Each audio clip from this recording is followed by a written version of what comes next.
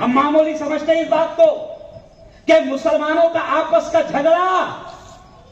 مسلمانوں کی آپس کی لڑائی، مسلمانوں کا آپس کا انتشار، مسلمانوں کی آپس میں ایک دوسرے سے مسلک کے نام پر، جماعت کے نام پر، برادری کے نام پر، علاقے کے نام پر، تو گجراتی، وہ بھروچی، وہ خاندیشی، وہ پٹیل، وہ بوہرا، وہ میمن، وہ سنی، وہ وہابی، وہ تبلیغی، وہ جماعت اسلامی، یہ تمام چیزیں اتنی منحوس چیزیں ہیں، اتنی منحوس چیزیں ہیں کہ آج امت کا مسلمان انہی تمام چیزوں میں لگا ہے، جبکہ شب قدر والی حدیث یہ بتاتی ہے کہ مسلمانوں کا آپس کا جھگڑا، آپس کی لڑائی اتنی منحوس چیز ہے کہ نبی کریم صلی اللہ علیہ وسلم رات بتانے کے لیے آئے تھے، لیکن مسلمانوں کے جھگڑے کی نحوست کی وجہ سے اللہ کے نبی کے دماغ سے وہ رات نکال دی گئی۔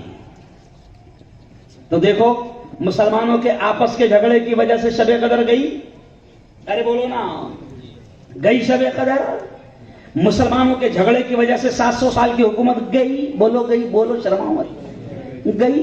ہے نا۔ جن کو پیشاب کرنے کے طریقے نہیں یاد ہے وہ آج تم پر حکومت کر رہے ہیں، ارے بولو نا بھائی، شرماؤ مت یار، تمہارا بی پی تو نہیں بڑھ رہا نا؟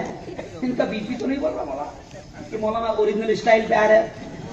نہیں، اوریجنل پر نہیں آؤں گا ابھی آج میں، لیکن چھوئے بغیر تو رہوں گا نہیں۔ سمجھ رہے آپ کہ مسلمانوں کا آپس کا جھگڑا اتنی بری چیز ہے کہ اللہ نے شب قدر جیسی رات کو دماغ میں سے نکال دیا اور نبی لگ گئے تمہارے جھگڑوں کو توڑنے میں۔ کیا نبی لگ گئے کائیں میں؟ تمہارے جھگڑوں کو توڑنے میں۔ نبی کریم صلی اللہ علیہ وسلم نے اس جھگڑے کی نحوست کو بیان کرتے ہوئے پھر حدیثوں میں ملتا ہے کہ نبی کریم صلی اللہ علیہ وسلم نے دیکھا کہ یہ کتنی منحوس چیز ہے کہ مسلمان آپس میں لڑ رہا ہے، شب قدر بلا دی گئی۔ پھر اس کے بعد نبی نے یہ کہا سمجھاتے ہوئے کہ مسلمانوں تمہارے آپس کے جھگڑے، تمہاری آپس کی لڑائی، نبی کے الفاظ ہے میرے الفاظ نہیں، نبی پاک نے کہا کہ مسلمانوں تمہارے آپس کے جھگڑے